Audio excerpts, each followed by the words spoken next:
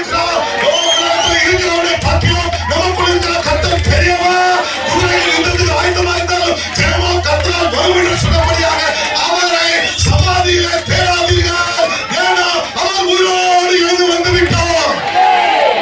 நம் தேவன் உயிருள்ள தேவன், மரித்தவர்களை எழுப்பின தேவன், மரித்தவர்களிலிருந்து விடுதலையை கொடுத்த தேவன், லாசரை எழுப்பின தேவன். லாசரே வா என்று சொல்லி அந்த எழுப்பின தேவன் சமாதி அவரை நிற்கவில்லை. ஏன் என்று சொன்னால் சமாதி மேல நின்று, ஓ மரணமே உன்னுடைய கூறு எங்கே? மரணமா நீ உள்ளக்கா? மரணமா பாதாளமா ನೀ ಜಯಮಕ್ಕಾ? ಇವತ್ತಿನ ದಿವಸ ಮರಣವನ್ನ ಜಯಿಸಿದಂತ ದೇವರು ನಮ್ಮ ದೇವರು, ಪಾತಾಳವನ್ನ ಜಯಿಸಿದ ದೇವರು, ಸೈತಾನನ ತಲೆಯನ್ನು ಚಚ್ಚಿದಂತ ದೇವರು ನಮ್ಮ ದೇವರು. ಇವತ್ತು ಯೇಸು ಸ್ವಾಮಿ ಸೈತಾನನ ತಲೆಯನ್ನ ಚಚ್ಚಿ, ಹಲ್ಲೆಲೂಯಾ. ಮಾತಾಡ್ರಿ ಸುಮ್ನೆ ಅವ್ರ ಹೆಸರು ಹೇಳ್ಕೊಂಡು ನೀವು ಬಟ್ಟೆ ಧರಿಸ್ಬೇಡಿ. ಸುಮ್ನೆ ಅವ್ರ ಹೆಸರು ಹೇಳ್ಕೊಂಡು ಅವ್ರಿಗೆ ಏನ್ ಮಾಡಿದ್ರಿ? ಅವ್ರು ಎದ್ದು ಬಂದ್ರಲ್ಲ, ನೀವ್ ಎದ್ದು ಬಂದಿದ್ದೀರಾ? ಅದರಿಂದ ಯೋಚನೆ ಮಾಡಿ, ನೀವು ಅದರಿಂದ ಎದ್ದು ಬಂದಿದ್ದೀರಾ? ನೀವು ಅದರಿಂದ ಎದ್ದು ಬಂದ್ರೆ ಯೇಸು ಸ್ವಾಮಿ ಎದ್ದು ಬಂದ್ರ ಇಲ್ವಾ? ಎದ್ದು ಬಂದ್ರ ಇಲ್ವಾ? ನೀವಾಗ ಎದ್ದು ಬಂದಿಲ್ಲ. ಕೆಲವು ವಿಷಯಗಳಿಂದ, ಸುಳ್ಳಿಂದ ಎದ್ದು ಬಂದಿಲ್ಲ, ಜಗಳದಿಂದ ಎದ್ದು ಬಂದಿಲ್ಲ, ನಾನು ಹಣ ಹೆಚ್ಚಲದ ಎದ್ದು ಬಂದಿಲ್ಲ, ಪಾಪದಿಂದ ಎದ್ದು ಬಂದಿಲ್ಲ. When was the last you repented? When was the last you committed your life for Jesus? You are still in the grave and trying to celebrate Resurrection Sunday. There is no meaningless, no use. You need to come out and then celebrate the Easter. இப்போ பாருங்க, என்ன தூக்கி தூக்கி எடுத்தார் அப்படி.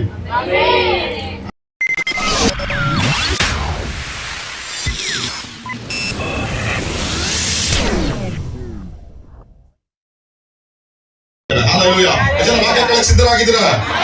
Amen. Resurrection Sunday ಜೀವನ. Amen. Easter ಸಂದರ್ಭದ ಕೆಲವು ಸಂಘಟನೆಗಳನ್ನ ಹೇಳ್ತಾನೆ, ಬೈಬಲ್ ಓದೋದಕ್ಕೆ ಸಮಯ ಇಲ್ದಿರೋದ್ರಿಂದ ಯಾವಾಗಾರ ಹೇಳಿದ್ರೆ ಮಾತ್ರ ಓದಿ.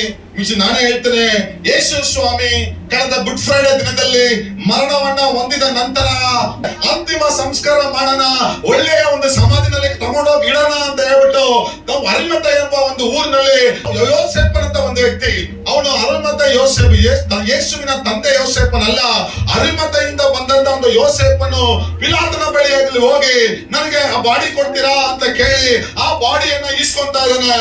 ನೋಡಿ, ಅಲ್ಲಿ ಯಾರು ಕೂಡ ಕೊಡಕ್ ರೆಡಿ ಇಲ್ಲ. ಬಟ್ ಆದ್ರೂ ಕೂಡ ಇವ್ನು ಹೇಳ್ತಾನೆ, ದಯಮಾಡಿ ನಾನೇ ಕೊಡ್ರಿ, ನನ್ನ ಕೈಯಿಂದನೇ ಒಂದು ಸಮಾಧಿನ ಚೆಕ್ಕಿದ್ದೇನೆ, ಅದರಿಂದ ಆ ಬಾಡಿ ಕೊಡ್ರಿ ಅಂತ ತಗೊಂಡೋಗಿ ಅದನ್ನ ಕ್ಲೀನ್ ಆಗಿ ಅವನು ಆ ಒಂದು ಗುಹೆನಲ್ಲಿಟ್ಟು ಅದರಲ್ಲಿ ಆ ಒಂದು ಬಂಡೆಯನ್ನ ಉರುಳಿಸಿ ಅಲ್ಲಿಟ್ಟಿರುವಂತರಾಗಿದ್ದಾರೆ.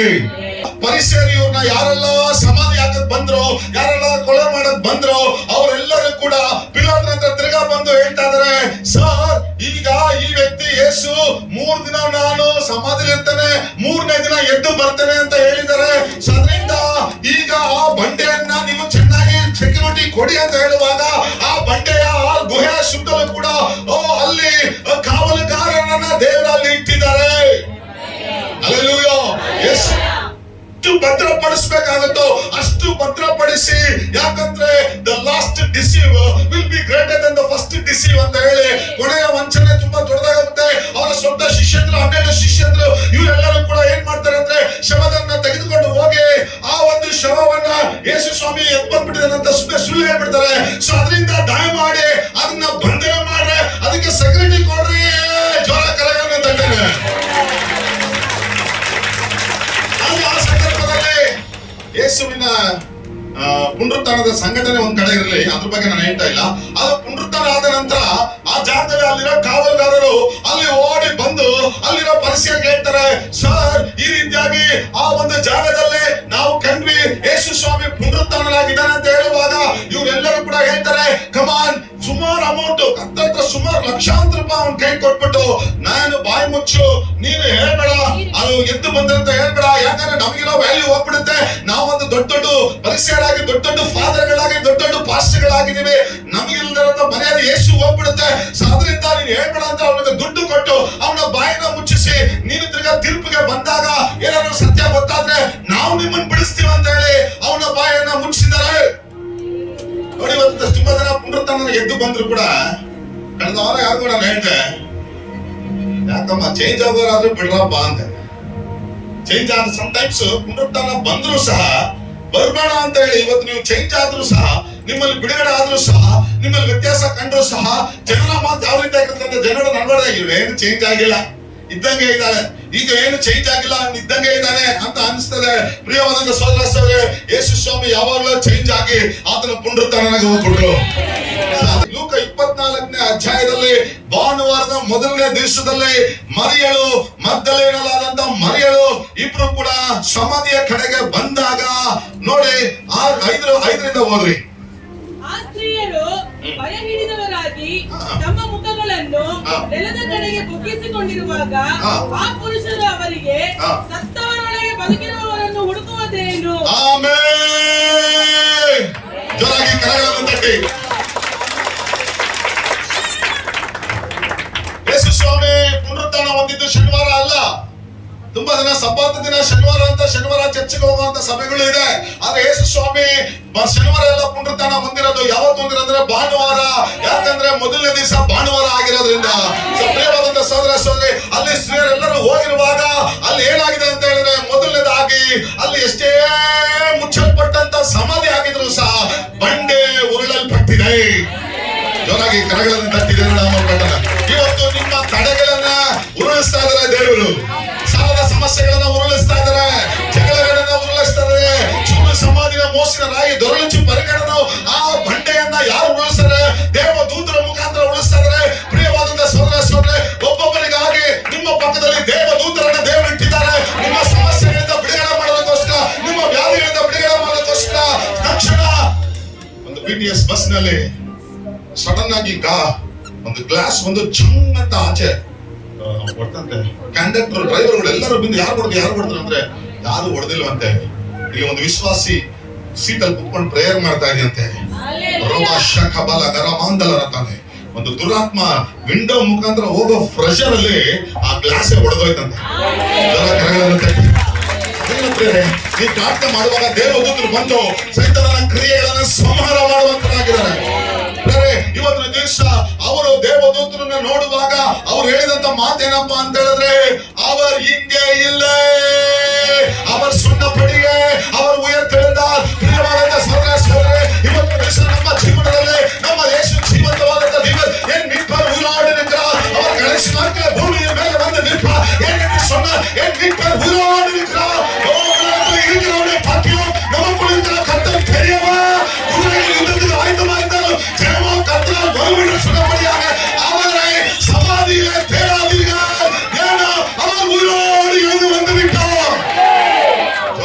நம் தேவன் உயிருள்ள தேவன், மரித்தவர்களை எழுப்பின தேவன், மரித்தவர்களிலிருந்து விடுதலையை கொடுத்த தேவன், லாசரை எழுப்பின தேவன், லாசரே வா என்று சொல்லி அந்த எழுப்பின தேவன் சமாதியாக நிற்கவில்லை. ஏன் என்று சொன்னால் சமாதி மேல நின்று, ஓ மரணமே உன்னுடைய கூறு எங்கே? மரணமா நீ உள்ளக்கா? ಮರಣವ ಪಾತಾಳಮಣಿ ಜಯಮಕ್ಕಳ.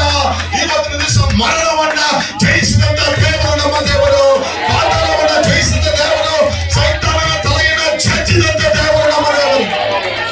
ಇವತ್ತು ಯೇಸು ಸ್ವಾಮಿ ಸೈತಾನನ ತಲೆಯನ್ನ ಚಚ್ಚಿ, ಹಲ್ಲೆಲೂಯಾ, ನಮಗೆ ಜಜ್ಜು ಅನ್ನೋವಾಗ್ಲೇ ಒಂದು ದೃಶ್ಯವನ್ನ ದೇವರು ತೋರಿಸ್ತಾ ಇದ್ದಾರೆ.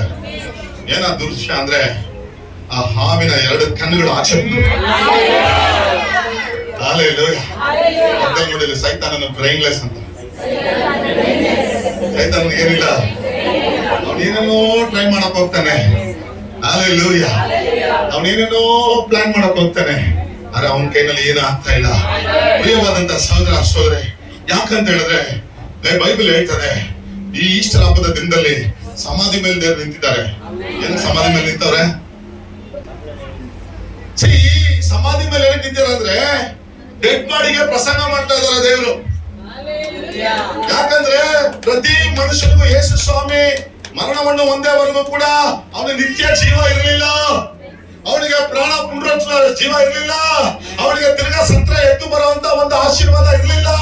ಆದ್ರೆ ಯಾವ ಯೇಸು ಸ್ವಾಮಿ ಒಳಗಡೆ ಸಮಾಧಿಗೆ ಹೇಳ್ತಾರೆ, ಓ ಮರಣವೇ ನಿನ್ನ ಮುಳ್ಳಲ್ಲಿ, ಓ ಪಾತಾಳವೇ ನಿನ್ನ ಜಯದಲ್ಲಿ.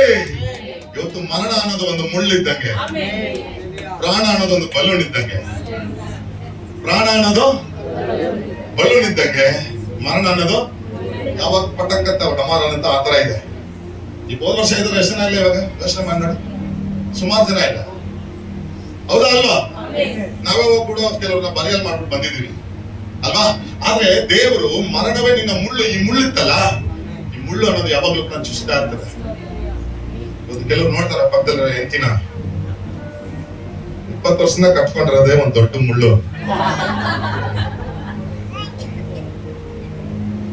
முறைக்கிறாங்க. லேடிஸ் தான் கிடைக்கிறாங்களா, ஜென்ஸ் கூட மாட்டாங்க, லேடிஸ் கூட பாக்குறாங்க. அல்லேலூயா. இந்த முள்ளு இருக்குது பாரு. அல்லேலூயா. சோ இந்த முள்ளு இன்றைக்கு வியாதி என்கிற முள்ளு, மரணம் என்கிற முள்ளு, ಕಡನ್ ಎಂದ್ರ ಮುಳ್ಳು, ಸಾಲ ಎಂಬ ಮುಳ್ಳು ಇವತ್ತು ನಿಮಗೆ ಚುಚ್ಚುತ್ತಾನೆ ಇರ್ತದೆ. ನೀವು ಚೆನ್ನಾಗೇ ಇರ್ತೀರಾ, ಸಣ್ಣನ ನಿಮಗೆ ಚುಚ್ಚುತ್ತಾರೆ. ಮುಳ್ಳು ಚುಚ್ಚಿದ್ರೆ ಏನಾಗುತ್ತೆ? ಅದೇ ತರನೇ ನಿಮ್ ಜೀವನದಲ್ಲಿ ಮುಳ್ಳು ಅಂದ್ರೆ ಏನಂತ ಹೇಳಿದ್ರೆ, ದೇವ್ರು ಎಂತ ಸೈತಾನನ ಯಾರನ್ನ ಎಲ್ಲಿ ಮುಟ್ಟಕ್ ಹೋಗ್ತಾನೆ ಅಂತ ಹೇಳಿದ್ರೆ, ಅವನು ಕರೆಕ್ಟ್ ಆಗಿ ಎಲ್ಲಿ ಚುಚ್ಚಿದ್ರೆ ನೋವು ಬರುತ್ತೆ. ದುಡ್ಡಿರೋರ ಹತ್ರ ದುಡ್ಡು ಬಗ್ಗೆ ಮಾಡಿದ್ರೆ ನನ್ನ ಹತ್ರ ದುಡ್ಡು ಐತೆ ಅಂತಾನೆ, ಅವನಿಗೆ ಬೇರೆ ಏನೋ ಇಟ್ಬಿಟ್ಟು ಚುಚ್ತಾನೆ. ಆ ಮುಳ್ಳನ್ನ ಇವತ್ತಿನ ದಿವಸ, ಓ ಮರಣವೇ ನಿನ್ನ ಮುಳ್ಳಲ್ಲಿ, ಯಾಕೆ ಭಾರವಾದ ಸಿಲುವೆ ಎಂದು ಇಳಿಸಿ ಬಿಡಲಿಲ್ಲ, ನುಣುಪಾದ ಮುಳ್ಳೆಂದು ತ್ಯಜಿಸಿ. ಯಾಕಂದ್ರೆ ತನ್ನ ಕೈನಲ್ಲಿ ಮುಳ್ಳನ್ನ ಚುಚ್ಚಿಸ್ಕೊಂಡಿದ್ದಾರೆ. ಯಾಕಂದ್ರೆ ಮರಣ ಎಂಬ ಮುಳ್ಳನ್ನ ತೆಗೆಯುವುದಕ್ಕೋಸ್ಕರ. ಜೋರಾಗಿ ಕರಗಳನ್ನ ತಟ್ಟಿ. ಇವತ್ತು ನಿಮ್ಮಿಂದ ಯಾವ ಮುಳ್ಳು ಚುಚ್ಚಿಸ್ತಾ ಇದೆ, ಆ ಮುಳ್ಳನ್ನ ಯೇಸು ಸ್ವಾಮಿ ತೆಗೆದಕ್ಕೋಸ್ಕರನೇ ಯೇಸು ಸ್ವಾಮಿ ಎದ್ದು ಬಂದನು. ಅದಕ್ಕೆ ಇವತ್ತು ಆದಿಕಾಂಡ 3ನೇ ಅಧ್ಯಾಯ 15ನೇ ವಚನ ನೀವು ನೋಡೋದಾದ್ರೆ, ಸ್ತ್ರೀಯನ್ನ ಬಿದ್ದು ಸೈತಾನನ ತಲೆಯನ್ನ ಜಜ್ಜುತ್ತೆ. ಒಂದು ಸ್ತ್ರೀಯಿಂದ ಹುಟ್ಟಿ ಬಂದಂತ ಒಂದು ಶಿಶು, ಒಂದು ಸ್ತ್ರೀಯಿಂದ ಹುಟ್ಟಿ ಬಂದಂತ ಒಂದು ಶಿಶು ಸೈತಾನನ ತಲೆಯನ್ನ ಜಜ್ಜುತ್ತೆ. ಅದು ಯಾರು ಅಂತ ಹೇಳಿದ್ರೆ, ಯಾರು ಅಂತ ಹೇಳಿದ್ರೆ ಮರಿಯಳ ಹೊಟ್ಟೆಯಿಂದ ಹುಟ್ಟಿ ಬಂದಂತ ಯೇಸು ಸೈತಾನನ ತಲೆಯನ್ನ, ಮೊದಲನೇ ಆದಾಮನು ಎಲ್ಲಾ ತಪ್ಪುಗಳು ಮಾಡಿ ಪಾಪವನ್ನ ತಂದ್ರು ಕೂಡ ಎರಡನೇ ಆದಾಮನಾಗಿ, ಈಗ ರೈಟ್ ಸೈಡ್ ಅಲ್ಲಿ ಬರ್ಲಿಲ್ಲ, ಎರಡನೇ ಆದಾಮನಾಗಿ ಸೈತಾನನ ತಲೆಯನ್ನ ಜಜ್ಜಿದ್ದಾರೆ. ಎರಡು ಕಣ್ಣು ಆಚೆ ಬಂತು, ಬ್ರೈನ್ ಡ್ಯಾಮೇಜ್ ಆಯ್ತು. அல்லேலூயா. சாத்தானுடைய சூழ்ச்சியில இருந்து ஆண்டவர் உங்களை விடுவிக்கிறார். ಸಾತಾನ ಸೂழ்ச்சி ಅಂತ ಹೇಳಿದ್ರೆ ಅವನ ಸುತ್ತು. ಮೊನ್ನೆ ಒಂದು ಶಾರ್ಟ್ಸ್ ನೋಡಿದೆ, ಒಂದು ದೊಡ್ಡ ಪ್ರಾಣಿಯನ್ನ ಸ್ನೇಕ್ ಸುತ್ತಕೊಂಡಿದೆ, ಏನು ಮಾಡಕ್ ಆಗ್ತಾ ಇಲ್ಲ, ಕರೀತಾ ಇದೆ, ಪ್ರಾಣಿಗಳ ಕರೀತಾ, ಯಾರು ಏನು ಮಾಡಕ್ ಆಗಿಲ್ಲ, ಬಿಡುಗಡೆ ಆಗ್ಲಿಲ್ಲ. ಆದ್ರೆ ಆ ಸುತ್ತನಿಂದ ಬಿಡುಗಡೆ ಮಾಡಕ್ಕೋಸ್ಕರನೇ ದೇವರು ನಿಮ್ಮನ್ನ ಇವತ್ತಿನ ದಿವಸ ಪುನರುತ್ಥಾನವನ್ನ ದೇವರು ಹೊಂದಿರುವಂತದ್ದಾಗಿದೆ. ಸೈತಾನನ ತಲೆಯನ್ನ ಚುಚ್ಚಿದೆ. ಆಮೇಲೆ ಹಲ್ಲೆಲೂಯಾ. ಯೇಸು ಸ್ವಾಮಿನೇ ಕ್ರಾಸ್ ಅಂದ್ರೆ BC-AC ಅನ್ನೋದು ಈ ಕ್ಯಾಲೆಂಡರ್ ಅಲ್ಲಿ ಇರುವಂತ AD BC ಅಂತ ಇದೆ. After death of Christ, before Christ, ಇಡೀ ವರ್ಲ್ಡ್ ಫಾಲೋ ಮಾಡುವಂತ ಕ್ಯಾಲೆಂಡರ್. ಪ್ರಿಯವಾದಂತ ಸಹೋದರ ಸಹೋದರಿ, ಕ್ಯಾಲೆಂಡರ್ ಎಲ್ಲಿ ನಿಂತೈತೆ, ದಿನಗಳು ಎಲ್ಲಿ ನಿಂತೈತೆ, ವರ್ಷಗಳು ಎಲ್ಲಿ ನಿಂತಿದೆ, ಕ್ರಿಸ್ತ ಶಕ, ಕ್ರಿಸ್ತ ಪೂರ್ವ. ಯಾಕಂತ ಹೇಳಿದ್ರೆ ಇಡೀ ಸೋಷಿಯಲ್ ಸ್ಟಡಿನಲ್ಲಿ, ಜಿಯೋಗ್ರಫಿನಲ್ಲಿ, ಸೈನ್ಸ್ ಅಲ್ಲಿ ಎಲ್ಲಾನು AD BC ಅಂತ ಯಾಕೆ ಬರೀತಾರೆ ಅಂದ್ರೆ, because before Christ and after death of Christ, because Christ is the center of your salvation. Christ is the center of your deliverance. Christ is the center of your blessings. Christ is the center of our church. तुम्हारे ना pastor ಚೆನ್ನಾಗಿ ಮಾತಾಡ್ತಾರೆ. Pastor ಏನು ಮಾತಾಡಲ್ಲಮ್ಮ, ದೇವರೇ ಮಾತಾಡೋದು. ದೇವರು ನನ್ನ ಸಂಗಡ ಮಾತಾಡ್ತಾರೆ, ಇಲ್ಲ ಅಂದ್ರೆ ಮಾತಾಡಲ್ಲ. ಇಷ್ಟಲು ಸಪ್ಪೆ ಅಂದ್ಬಿಡ್ತೀರಾ. ಯಾವಾಗ ದೇವ್ರು ಮಾತಾಡ್ತಾರೋ ದೇವ್ರ ಕಾರ್ಯ ಮಾಡುವಂತ ಒಂದು ಕ್ಯಾಲೆಂಡರ್ ಮಧ್ಯ ಯೇಸು ಸ್ವಾಮಿ.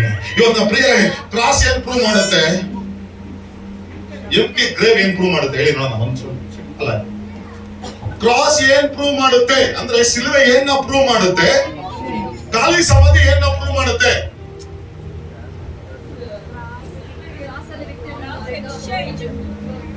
ಓಕೆ, ಕ್ರಾಸ್ ಖಾಲಿಯಾದಂತ ಕ್ರಾಸ್ ಏನ್ ಪ್ರೂವ್ ಮಾಡುತ್ತಂದ್ರೆ, ಆತನ ಮನುಷ್ಯನು ಅಂತ ಪ್ರೂವ್ ಮಾಡುತ್ತೆ. ಹಲ್ಲೆಲೂಯಾ. ಖಾಲಿಯಾದಂತ ಸಮಾಧಿ ಏನ ಪ್ರೂವ್ ಮಾಡುತ್ತಂದ್ರೆ, ಆತನ ದೇವರು ಅಂತ ಪ್ರೂವ್ ಮಾಡುತ್ತೆ. ಅದಕ್ಕೆ ಬೈಬಲ್ ನಲ್ಲಿ ಮನುಷ್ಯ ಕುಮಾರನ ಸೈತಾನನ ಕ್ರಿಯೆಗಳನ್ನ ಲೈವ್ ಮಾಡಕ್ಕೆ ಬಂದಿದೆ. ಇನ್ನೊಂದು ಕಡೆಯಲ್ಲಿ ದೇವ ಕುಮಾರನ್ ಅಂತ ಬಂದಿದೆ. ಯಾಕಪ್ಪ ಮನುಷ್ಯ ಕುಮಾರನಂದ್ರು. ಯಾಕಪ್ಪ ದೇವಕುಮಾರನಂದ್ರೆ ಆತನು ಮನುಷ್ಯನಂದ ಹುಟ್ಟು ಬಂದಿರೋದ್ರಿಂದ ಮನುಷ್ಯನ ಕಷ್ಟ, ಮನುಷ್ಯನ ನೋವು, ಮನುಷ್ಯನ ಎಲ್ಲಾ ರೀತಿಯಾದ ಸಮಸ್ಯೆಗಳಿಂದ ಮನುಷ್ಯ ಕುಮಾರನಂದ್ರು.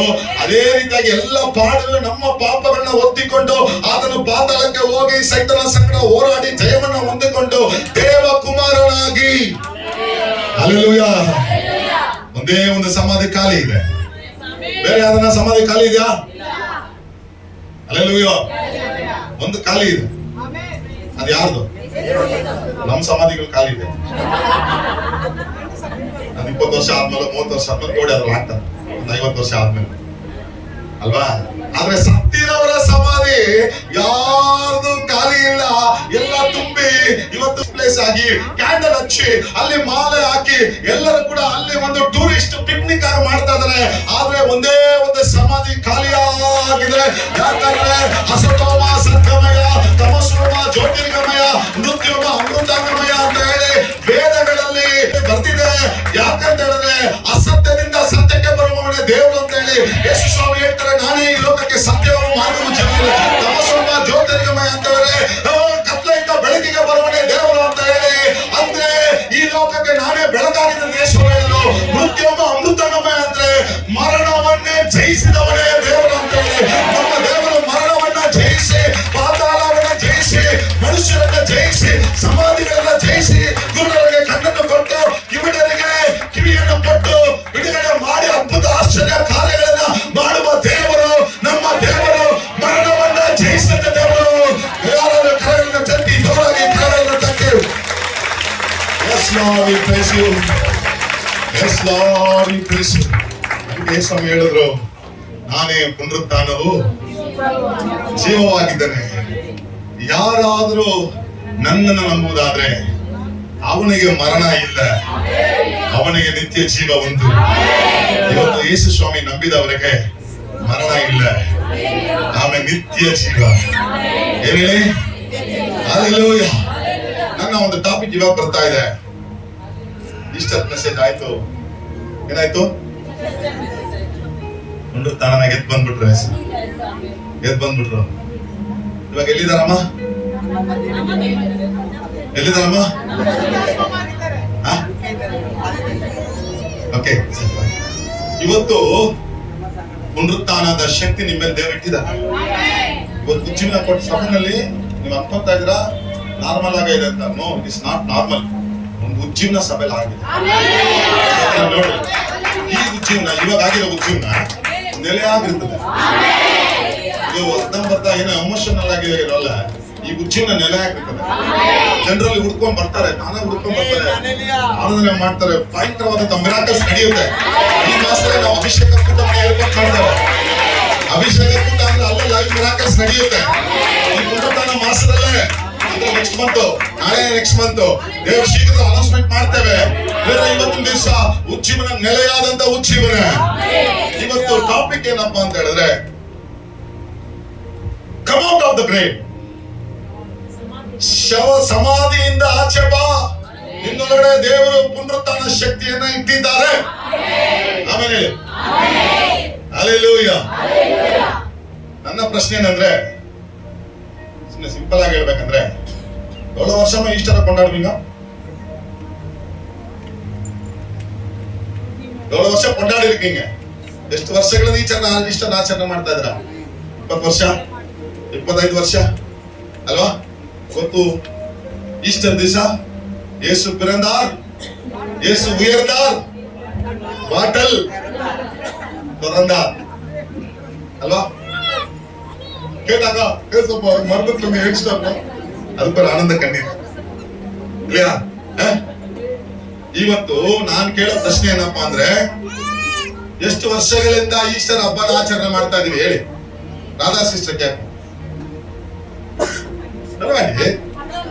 14 ವರ್ಷ. Very good. ನೆಕ್ಸ್ಟ್ 13 ವರ್ಷ. சிஸ்டர் 12 வருஷம் ஈஸ்ட். ஓகே, நீங்க சமாதியில இருந்து வெளியே வந்தீங்களா? ஏசாமி வெளியே வந்துட்டார் இல்லையா? ಪುನರುತ್ಥಾನ ಶಕ್ತಿ ಅವರಲ್ಲಿ ಕ್ರಿಯೆ ಆಗ್ಬಿಡ್ತು. ಇವತ್ತು ಏನಪ್ಪಾ ಅಂತ ಹೇಳಿದ್ರೆ, ನಿಮ್ಮ ಒಳಗಡೆ ಪುನರುತ್ಥಾನ ಶಕ್ತಿ ಇಡೋದಕ್ಕೋಸ್ಕರ ದೇವರ ಪುನರುತ್ಥಾನ ಆಚೆ ಬಂದಿದ್ದು. ಜನ ಕರಗಳನ್ನು ತಟ್ಟಿದ್ದಾರೆ, ನಾವು ಮಾರ್ಪಡಿಸಿ.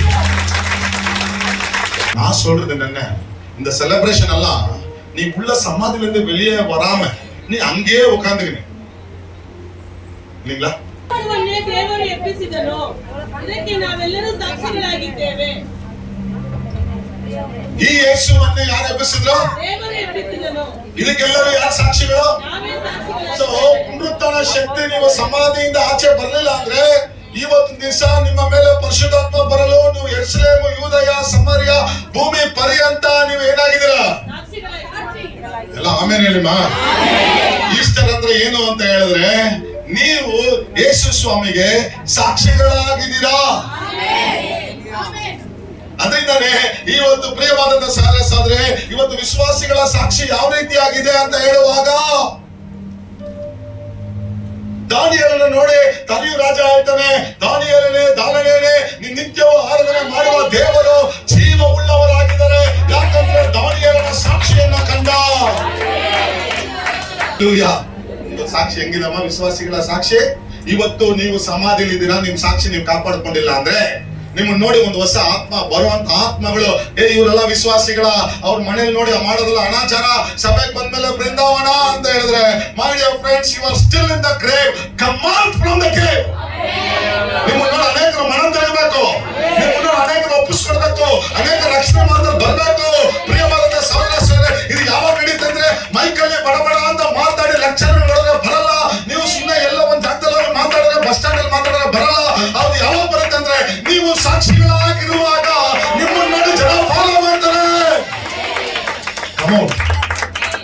ಎರಡನೇದಾಗಿ ಅಪೊಸ್ತಲರ 4:5 ಓದಿ. ಹಲ್ಲೆಲೂಯಾ. ಎರಡನೇದಾಗಿ ನೋಡಿ, they spread the word of God. They spread the gospel in the resurrection power. Amen ಹೇಳಿ. ಹಲ್ಲೆಲೂಯಾ. ಅಂದ್ರೆ ಅವರು ಮಾತಾಡುವ ಮಾತುಗಳಲ್ಲಿ ಪವರ್ ಇತ್ತು. ನಾವೇನ್ ಮಾಡ್ತೀವಿ? ಒಂದು ಹೋಗ್ಬಿಟ್ಟು ಏನ್ ಮಾಡ್ತೀವಿ?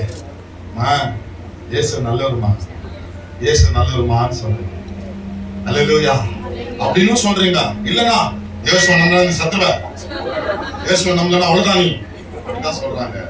இப்படி எல்லாம் அவங்க சொல்லல. இவங்க சொல்லும் போது அந்த ವಾರ್ತೆ ಅಗ್ನಿಯಾಗಿ ಹೊರಪಟ್ಟது. ಇವತ್ತು ನಿಮ್ಮ ಬಾಯಿಂದ ಬರುವಂತ ಮಾತು ಒಂದು ಆತ್ಮನ ಪರಿಪೂರ್ಣ ಮನಕರಿಸುತ್ತದೆ. ಹಲ್ಲೆಲೂಯಾ. 1 ಯೋಹಾನ 2:15 ಓದಿ. உலகத்தில் அன்பு கூர்ந்தால் அவனிடத்தில் பிதாவின் அன்பில்லை. ಆಮೆನ್. ಹಲ್ಲೆಲೂಯಾ. ಇವಾಗ ಎಲ್ಲಿದೆ ಗೊತ್ತಾ? ಸಮಾಧಿಯಿಂದ ಆಚೆ ಬಂದ್ರೆ ಎಲ್ಲಿಂದ ಗೊತ್ತಾ ಬರ್ಬೇಕು? ಲೋಕದ ಆಸೆಗಳಿಂದ ಬರ್ಬೇಕು. ಎಲ್ಲಿಂದ ಬರ್ಬೇಕು? ಒಬ್ಬನಲ್ಲಿ ಲೋಕದ ಆಸೆ ಇದ್ರೆ ದೇವರ ಪ್ರೀತಿ ಅವನಲ್ಲಿ, ದೇವರ ಪ್ರೀತಿ ನಿಮ್ಮಲ್ಲಿ ಇರ್ಬೇಕಂದ್ರೆ ಲೋಕದ ಆಸೆ ಎಲ್ಲಿದೆ ಅಮ್ಮ? ಆಚೆಗಡೆಯವ್ರಿಗೆ ಇದೆಯಾ ಅಲ್ಲ ಸಭೆ ಹೊರಗಡೆಯವ್ರಿಗಿದೆಯಾ?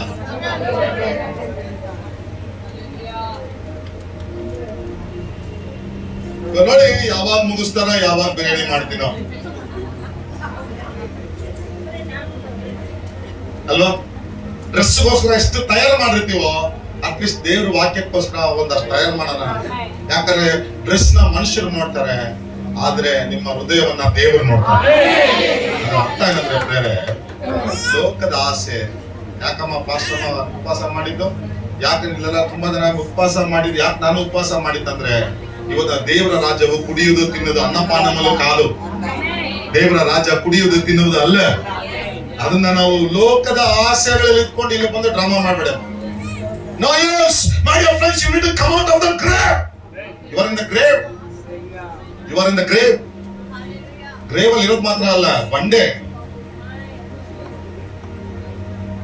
ಮುಚ್ಚಿ ಸ್ಟ್ರಾಂಗ್ ಆಗಿ ಲಾಕ್ ಮಾಡಿ ಇಟ್ಟಿದ್ದಾರೆ ನೋಡಿ. ಬರ್ಬೇಕು ಆಚೆ. ಸಮ್ಟೈಮ್ಸ್ ಆಚೆ ಬರ್ದ್ರೂ ಸಹ ಲಾಜರನ ರೀತಿಯಲ್ಲಿ ಕಟ್ಟಲ್ಪಟ್ಟಿದ್ಯಾ?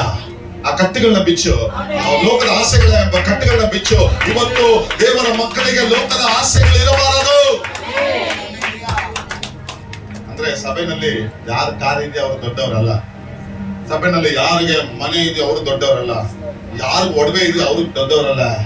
ಲೋಕದ ಆಶೀರ್ವಾದಗಳು ಯಾರಿಗಿದೆಯೋ ಅವರು ದೊಡ್ಡವರಲ್ಲ. ಆತ್ಮೀಯ ಆಶೀರ್ವಾದ ಯಾರಿಗಿದೆ ಅವರೇ ದೊಡ್ಡವರು.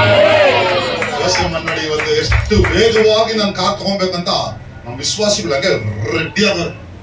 ಯಾವಾಗ ನಾನು ಕಾರ್ ಸಾಕ್ಷಿ ಕೊಡ್ತೀನಿ, ಯಾವಾಗ ನಾನು ದೇವ್ರಿಗಾಗಿ ಸೇವೆ ಮಾಡ್ತೀನಿ, ಯಾವಾಗ ನಾನು ಒಂದು ಪ್ರಸಂಗ ಮಾಡ್ತೀನಿ, ಒಂದು 10 ನಿಮಿಷ ದೇವ್ರ ವಾಕ್ಯ ಮಾತಾಡ್ತೀನಿ, ಯಾವಾಗ ಪ್ರೇಯರ್ ಮಾಡ್ತೀನಿ, ನನ್ನ ಆಸೆಗಳು ಎಲ್ಲ ಇಲ್ಲ. ಇವಾಗ ಆಸೆ ಎಲ್ಲ ಲೋಕದ ಮೇಲೆ ಆಸೆ ಇಟ್ಕೊಂಡು ನೀವು ದೇವ್ರನ್ನ ಪ್ರಿಯ ಮಾಡಕ್ ಆಗಲ್ಲ. ಲೋಕದ ಆಸೆಗಳಿಂದ ಪುನರುತ್ಥಾನ ಶಕ್ತಿಯನ್ನ ನಿಮ್ಗೋಸ್ಕರ ಇಟ್ಟಿದ್ದಾರೆ ದೇವ್ರು. ಅದರಿಂದ ಕೆಲವು ನಾನು ನೋಡಿದ್ರೆ ಅವರಲ್ಲಿ ಆ ಒಂದು ಅಗತ್ತಿನೊಳಗೆ ಕೆಲವು ಮುಖಗಳು ಯಾಕೆ ಸೀರಿಯಸ್ ಆಗಿದೆ ಗೊತ್ತಾ? ಯಾಕಂದ್ರೆ ಅಗತ್ತಲೇ ಸ್ವಲ್ಪ ಇಲ್ಲ, உலக ஆசை இருக்குது.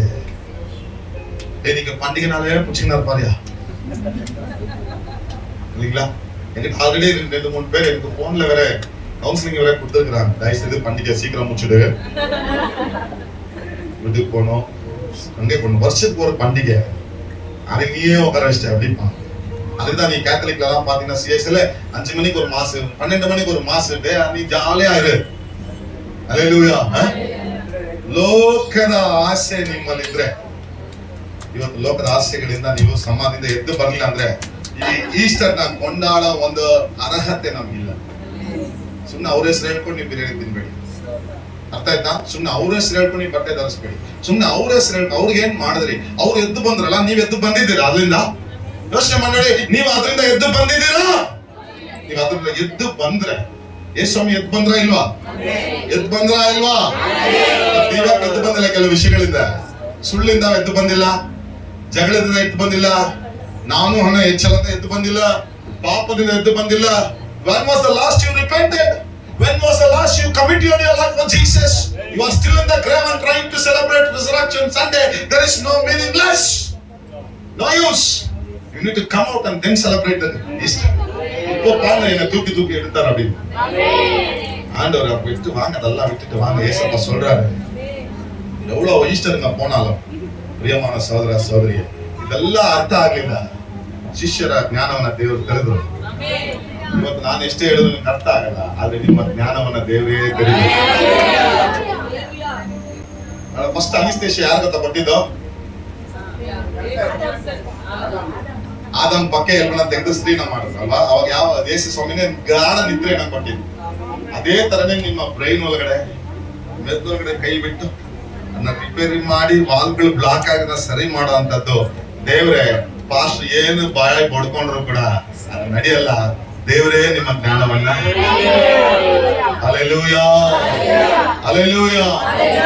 ಪ್ರಿಯವಾದಂತ ಸಹೋದರ ಸಹೋದರಿ, ಕೊನೆಯದಾಗಿ ನಿಮ್ಗೆ ಎವ್ರಿ ವರ್ಷ ನಾನು ಹೇಳುವಂತದ್ದು, ತನ್ನ ವಸ್ತ್ರಗಳೇನಾಗಿತ್ತು?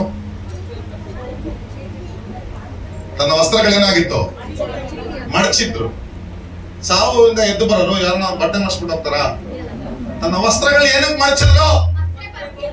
Very good. ಏನಕ್ಕಂದ್ರೆ ಯೂದರ ಕಲಾಚಾರ ಪ್ರಕಾರವಾಗಿ ಟೇಬಲ್ ಮ್ಯಾನರ್ಸ್ ಇದೆಯಲ್ಲ, ಟೇಬಲ್ ಅಲ್ಲಿ ಮೇಜಲ್ಲಿ ಕುತ್ಕೊಂಡ್ರೆ ಬಟ್ಟೆ ಮಡಚಿದ್ರೆ ಇನ್ನು ನಂದು ಊಟ ಮುಗಿಲಿಲ್ಲ ಅಂತ ಅರ್ಥ.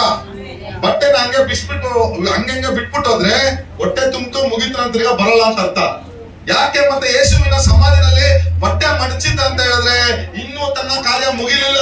ನಿಮ್ಮನ್ನೆಲ್ಲ ಬಂದು ನಿಮ್ಮ ಸಂಗಡ ಆಹಾರವನ್ನು ಭುಜಿಸಿ ನಿಮ್ಮನ್ನೆಲ್ಲ ಪರಲೋಕದಲ್ಲಿ ಬಿಂದುಗಾರರಾಗಿ ಔತಣವನ್ನು ನಿಮಗೋಸ್ಕರ ಇಟ್ಟಿದ್ದಾರೆ. ಯೇಸು ಸ್ವಾಮಿ ಶೀಘ್ರ ಬರಲಿದ್ದಾರೆ. ನಾನು ಪುನರುತ್ಥಾನ ಶಕ್ತಿಯಿಂದ ನಿಮ್ಮನ್ನು ಕೂಡ ಪುನರುತ್ಥಾನಗೊಳಿಸಿ ಮೇಲಕ್ಕೆ ಕರ್ಕೊಂಡು ಹೋಗಲಿದ್ದಾರೆ. ಅಲ್ಲಿ ನಿಮಗೆ ಕಣ್ಣೀರಿಲ್ಲ, ದುಃಖ ಇಲ್ಲ, ವೇದನೆ ಇಲ್ಲ, ಚಿಂತೆ ಇಲ್ಲ. Hallelujah hallelujah. ಅದಕ್ಕಂತ ಹೇಳಿ ನೀವೇ ಮುಂದೆ ಹೋಗ್ಬೇಡಿ. ಕೆಲವು ಸೂಸೈಡ್ಗಳು ಯಾವತ್ತಾಗುತ್ತೆ ಗೊತ್ತಾ? ಮೈನ್ ಆಗಿ ಸೂಸೈಡ್ಗಳು ಯಾವಾಗ ಆಗುತ್ತಂದ್ರೆ ವೈಕುಂಠ ಏಕಾದಶಿನಲ್ಲಿ ಸೂಸೈಡ್ ಅಂತ. ಯಾಕಂದ್ರೆ ಅವತ್ತು ಸ್ವರೂಪ ತೆಗೆದಿರುತ್ತಂತ ಅಲ್ವಾ? ಆವತ್ತು ದಯಮಾಡಿ ನೀವು ಸೂಸೈಡ್ ಮಾಡ್ಕೊಂಡು ಹೊರತು ಸ್ವರ್ಗಕ್ಕೆ ಹೋಗಲ್ಲ. ದೇವರೇ ನಿಮ್ಗೆ ತಗೋಬೇಕು. ನಿಮ್ಮ ಪ್ರಾಣದ ಮೇಲೆ ನಿಮಗೆ ಅಧಿಕಾರ ಇಲ್ಲ. ಸೂಸೈಡಿಂಗ್ ಸ್ಪಿರಿಟ್ಗಳು ಯೇಸುವಿನ ನಾಮದಲ್ಲಿ ಆ ಪುನರುತ್ಥಾನ ಶಕ್ತಿ ಕ್ಲಿಯರ್ ಮಾಡಲಿ. ಏನೇ ಸ್ಪಿರಿಟ್ ಬರಲಿ, ಏನೇ ಭಯ ಬರಲಿ, ಏನೇ ಹೋರಾಟ ಬರಲಿ. ಕೆಲವೊಂದು ಫ್ಯಾನ್ ನೋಡಿದ್ರೆ ಅದೇ ಯೋಚನೆ, ಕೆರಸಿನ್ ನೋಡಿದ್ರೆ ಅದೇ ಯೋಚನೆ. ಯೇಸುವಿನ ನಾಮದಲ್ಲಿ ಈ ಸ್ಪಿರಿಟ್ ಗಳನ್ನ, ಈ ಆತ್ಮಗಳನ್ನ ನಾವು ಗದರಿಸ್ತಾ ಹೇಳಿ. ಮನೆಯಲ್ಲಿ ಅಂತ ಸ್ಪಿರಿಟ್ ಗಳಿದ್ರೆ ಯೇಸುವಿನ ನಾಮದಲ್ಲಿ ಗದರಿಸ್ತಾ ಅಂತ ಹೇಳಿ. ಆಮೇಲೆ ಹಲ್ಲೆಲೂಯಾ. ಯಾಕಂದ್ರೆ ನಮಗೋಸ್ಕರ ಯೇಸು ಮರಣವನ್ನು ಹೊಂದಿದ್ದಾರೆ. ಆಮೆನ್. ಅದರಿಂದ ನೀವು ಅದಕ್ಕೋಸ್ಕರ ಮರಣವನ್ನು ಹೊಂದ ಅವಶ್ಯಕತೆ ಇಲ್ಲ. ನೀವು ಆಮೆನ್. ಅದೇ ಒಂದು ಕಥೆ ಇಲ್ಲ, ಮುಗಿಸ್ತೇನೆ. ಒಂದು ಊರಿನಲ್ಲಿ ಒಂದು ಚಿಕ್ಕ ಮಗು ಒಂದು ಪೊದೆನಲ್ಲಿ ಸಿಗಾಕೊಂಡ್ಬಿಟ್ಟಿದೆಯಂತೆ. ಯಾರು ಮುಂದೆ ಹೋಗ್ತಲ್ಲ, ಯಾಕಂದ್ರೆ ಮುಳ್ಳಿನ ಪೊದೆ ಒಳಗಡೆ ಹೋದ್ರೆ ಫುಲ್ಲು ಚಿಚ್ಚು ಬಿಡುತ್ತೆ. ಯಾರು ಹೋಗಲ್ಲ, ಸರ್ ಸತ್ತೋಗ್ಲಿ ಅಂತ ಮಗುನ ಬಿಟ್ಬಿಟ್ರಂತೆ. ಆದ್ರೆ ಆ ಊರ್ನ ನಾಟಮ್ಮ ಯಜಮಾನ ಏನ್ ಮಾಡದಂತೆ, ನೀನ್ ಹೋಗ ಅಂತ ಹೇಳಿ ಸ್ವಲ್ಪ ದೊಡ್ಡ ಹುಡುಗ ಅಂತೆ ಅವನ ಕಾಲನ್ನ ಕಟ್ಟಿ ಒಳಗಡೆ ಕಳ್ಸಿದ್ರು. ಆ ಮಗು ಏನ್ ಮಾಡ್ತಂತೆ, ಒಳಗಡೆ ಹೋಗುದಂತೆ. ಒಳಗಡೆ ಹೋಗಿದ ತಕ್ಷಣ ಈ ಕಾಲನ್ನ ಇಟ್ಕೊಂಡು ಎಳಿತಾರಂತೆ. ಮುಳ್ಳುಗಳು ಚುಚ್ಚಿಕೊಂಡು ರಕ್ತ ಸುರಿತಾ ಇದೆಯಂತೆ. ಆಗ ಎಳಿತಾ ಇದಾರಂತೆ. ಪರಿಪೂರ್ಣವಾಗಿ ಈ ಕಡೆ ಇರೋ ಮಗು ಸತ್ಯ ಹೋಯ್ತಂತೆ, ಯಜಮಾನನ ಮಗು ಸತ್ಯ ಹೋಯ್ತಂತೆ. ಆದ್ರೆ ಒಳಗಡೆ ಇರೋ ಮಗು ಮಾತ್ರ ಒಂದು ಮುಳ್ಳು ಚುಚ್ಚಿದಂಗೆ ಚೆನ್ನಾಗಿ ಬೇಗಲ ಹಾಕೊಂಡು ಬರ್ತಾ ಇದೆ ಅಂತೆ. ಬೇಗಲ ಹಾಕೊಂಡು ಜೋರ ಕರಗಲ ಅಂತ ಯಾರು ಆ ಮಗು ಸುತ್ತೋಗ್ಲಿ ಅಂತ ಹೇಳಿ ಎಲ್ಲರೂ ಮೌನವಾಗಿದ್ರು. ಆದ್ರೆ ಆ ಊರಿನ ಯಜಮಾನ ಯಾರಂದ್ರೆ ನಮ್ಮ ಪರಲೋಕದಲ್ಲಿರುವಂತ ತಂದೆ ತನ್ನ ಕುಮಾರನಾದಂತ ಯೇಸುವನ್ನ ತನ್ನ ಕಾಲಿಗೆ ಕಟ್ಟಿ ಆ ಮುಳ್ಳಿನ ಪೊದೆಗಳು ಬಿಟ್ಟು ನಮ್ಮನ್ನ ಜಾಲಿಯಾಗಿ ನಾವು ಬೇಗಲ ಆಚೆ ಬರ್ಬೇಕಂತ ಹೇಳಿ ತಾನು ಮರಣವನ್ನ ಹೊಂದರು. ಯಾಕಂದ್ರೆ ಪಾಪத்தின் சம்பளம் மரணம். ಯೇಸು ಕೊಡುಗರೆ ಪರಮೋ ನಿತ್ಯ ಜೀವನ್. ಎಲ್ಲರೂ ಸೇರಿ ದೇವರ ಸನ್ನಿಧಿಯಲ್ಲಿ ಈಸ್ಟರ್ ಸಂದರ್ಭದಲ್ಲಿ ಹಾಲೆಲೂಯಾ. ನಮಗೆ ಈ ಈಸ್ಟರ್ ಹಬ್ಬದ ದಿನದಲ್ಲಿ come on out of the grave because the resurrection power is there in you. ನಿಮ್ಮ ಮೇಲೆ ಪುನರುತ್ಥಾನ ಶಕ್ತಿ ಇದೆ, ಪುನರುತ್ಥಾನ ಶಕ್ತಿ ಇದೆ, ನಿಮ್ಮ ಮೇಲೆ ಪುನರುತ್ಥಾನ ಶಕ್ತಿ ಇದೆ. ಹಾಲೆಲೂಯಾ. ಸಮಾಧಿಯಿಂದ ಆಚೆ ಬಾ, ಲೋಕದ ಆಸೆಗಳಿಂದ ಆಚೆ ಬಾ, ಲೋಕದ ಕಾರ್ಯಗಳಿಂದ ಆಚೆ ಬಾ. ನಮ್ಮ ಯೇಸು ಜೀವವುಳ್ಳ ದೇವರಾಗಿದ್ದಾನೆ. ಅನೇಕರಿಗೆ ಬಿಡುಗಡೆ ಕೊಡುವ ದೇವರಾಗಿದ್ದಾನೆ. ಅನೇಕರ ವ್ಯಾಧಿಗಳಿಂದ ಬಿಡುಗಡೆ ಮಾಡುವ ದೇವರಾಗಿದ್ದಾನೆ. ಪುನರುತ್ಥಾನ ಶಕ್ತಿಯನ್ನು ನಿಮ್ಮ ಮೇಲೆ ಇಟ್ಟಿದ್ದಾರೆ. You are a resurrection power. ಮತ್ತೆ ನೋಡಿ, resurrection power. Say yeah. Say yes. Say I. Say we. Say ye. What does it say? Hallelujah. Who is alive? Who is alive? Tukki tukki.